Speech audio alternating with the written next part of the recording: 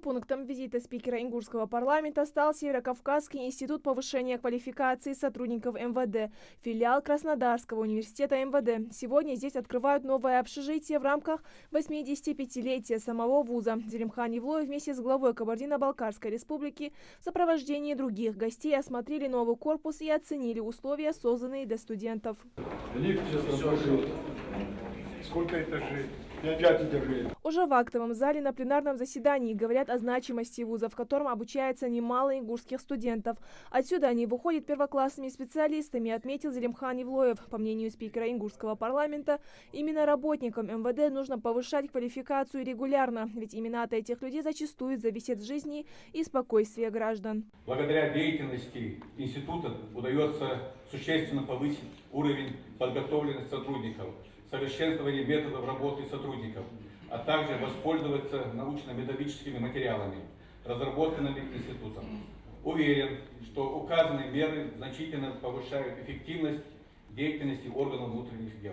Багаж знаний выпускников – результат труда педагогов, а в этом учебном заведении собран самый лучший преподавательский состав, отмечает Зелимхан Евлоев.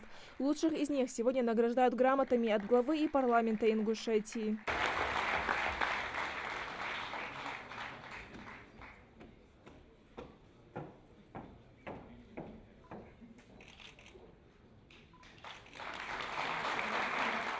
Цель визита народных избранников Ингушетии в соседний регион – обсудить все вопросы перед заключением договора о взаимодействии между парламентами. Такую инициативу полностью поддерживают обе стороны. По мнению председателя законодательного органа КБР, парламентарии регионов России должны сотрудничать и обмениваться опытом, выстраивая тем самым работу заксобраний. Очень важно не только принятие законов, но самое главное – контроль за реализацией, за правоприменением законодательства. Я думаю, этот опыт для нас очень интересен. Друг друга. Поэтому здесь должны взаимодействовать не только, например, на уровне руководителей законодательных собраний. Здесь очень важно, чтобы взаимодействие происходило на уровне и профильных комитетов, и членов комитетов этих, и вообще депутатского корпуса, возможно, даже и фракций. Само подписание соглашения между законодательными органами двух регионов планируется после парламентских каникул. Стороны встретятся уже в нашей республике. Сентябрь, мы, когда выйдем уже с каникул, свяжутся два руки аппарата, мы с вами Давайте определим, решим. Где мы будем это делать. Значит, учитывая, что все мероприятия проходят в Кабардино-Балкарии, всегда вы всех принимаете, радужно, да, как хорошие хозяева. Да. Мы, в принципе, приглашаем вас к себе.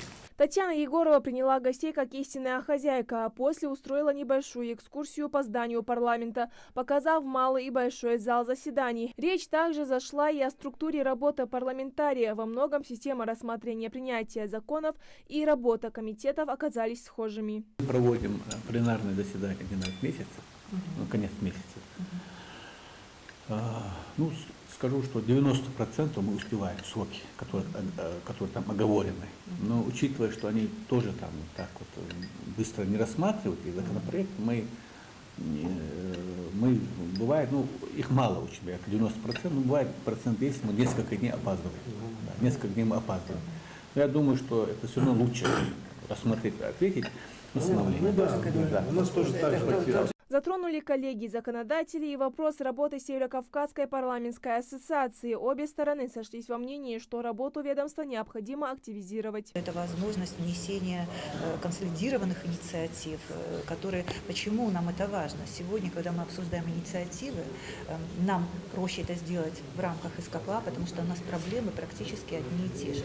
Но желательно и расширять наше взаимодействие с другими федеральными округами, потому что вот когда мы вносим инициативы в Государственную Думу, нам очень важна поддержка и других субъектов. Я думаю, обязательно нужно возобновлять работу. Ваше мнение по этому поводу? Значит, конечно же, СКПА работал, но работает, может быть, не так активно, как должен был бы работать. Мы, как члены СКПА, говорим, что эта работа должна быть возобновлена.